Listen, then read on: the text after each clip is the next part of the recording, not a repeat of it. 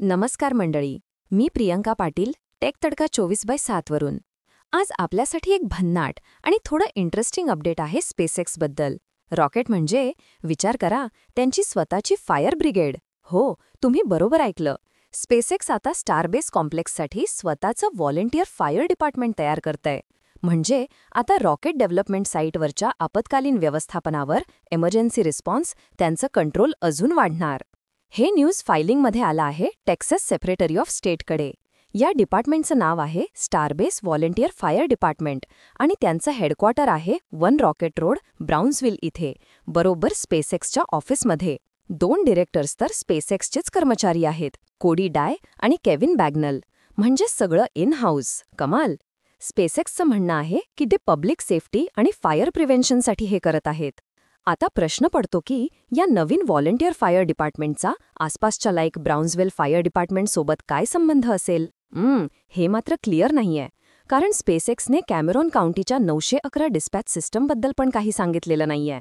आणि गंमत म्हणजे व्हॉलंटियर फायर डिपार्टमेंट्सना टेक्सास कमिशन ऑन फायर प्रोटेक्शनचं रेग्युलेशन लागू होत नाही. म्हणजे एक प्रकारे स्पेसएक्स आता पूर्णपणे स्वतःच्या नियमांवर काम करणार.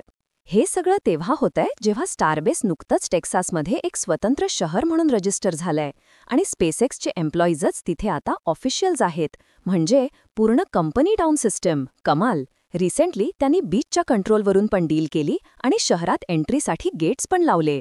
आणि हां, स्पेसएक्सचं एक फायनान्शियल सपोर्ट असलेलं फायर मार्शल पद पण आता कॅमेरॉन काउंटीमध्ये संपुष्टात येतंय.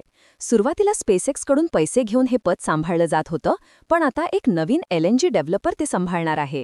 फायर मार्शलचं काम असतं प्लॅन्स रिव्ह्यू करणं आणि बिल्डिंग तपासणं. आता हे काम सेफ बिल्ड नावाची कंपनी करणार आहे, ज्यांना स्टारबेस सिटीने अपॉइंट केलंय. म्हणजे फायर कोड ओव्हरसाईट पण आता स्टारबेसच्या हातात.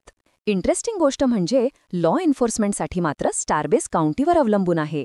तिथे शिफ्टला 2 शेरीफ असतील आणि जेलसाठी पण काउंटीचा वापर करणार. पण काय गरज होती फायर डिपार्टमेंट स्वतःचं बनवण्याची? हा प्रश्न एका काउंटी कमिशनरने पण विचारला होता.